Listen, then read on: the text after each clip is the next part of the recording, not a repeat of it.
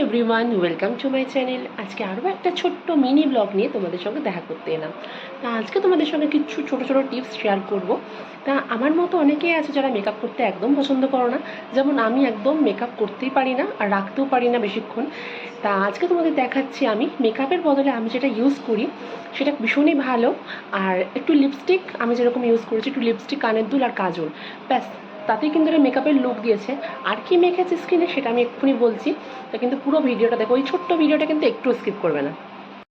তো মেকআপ তো করি না বললাম, কিন্তু ফার্স্ট যেটা মেকআপ মানে মেকআপের আগে যেগুলো ইউজ করতে হয় সেগুলো কিন্তু আমি ইউজ করি পরপর। তা অ্যাট ফার্স্ট যেটা করি সেটা হচ্ছে আমি টোনারটা মাখি। টোনারটা ইউজ করার পর দেন আমি একটা যে কোনো একটা ডে ময়েশ্চারাইজার বলতে পারো, যেটা দিনের বেলা বেরোলে এসপিএফ হলে ভালো হয়, আর রাতের বেলা যে কোনো একটা ময়েশ্চারাইজার ইউজ করে নিই। দেন আমি যেটা অ্যাপ্লাই করি সেটা হচ্ছে লোটাসের এক্সপ্রেস গ্লো, যেটা ভীষণই ভালো মেকআপ লুক দেয়।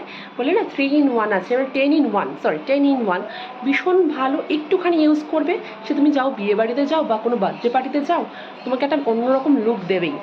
তা আমার মতো তার যারা আছো তারা অবশ্যই এটা ইউজ করো, আর এটার ফিডব্যাক তোমরা অবশ্যই দেখতে পাবে যে কতটা গ্লো করে। তা আজকে ছোটো ব্লগটা তোমাদের জাস্ট একটা টিপস দেওয়ার জন্য করলাম। তা যদি ভিডিওগুলো ভালো লেগে থাকে তো প্লিজ আমার চ্যানেলটাকে সাবস্ক্রাইব করো, আর নিচে থাকা বেল বাটনটা অল করে দিও। সবাই লাইক কমেন্টস করতে কিন্তু একদম ভুলো না।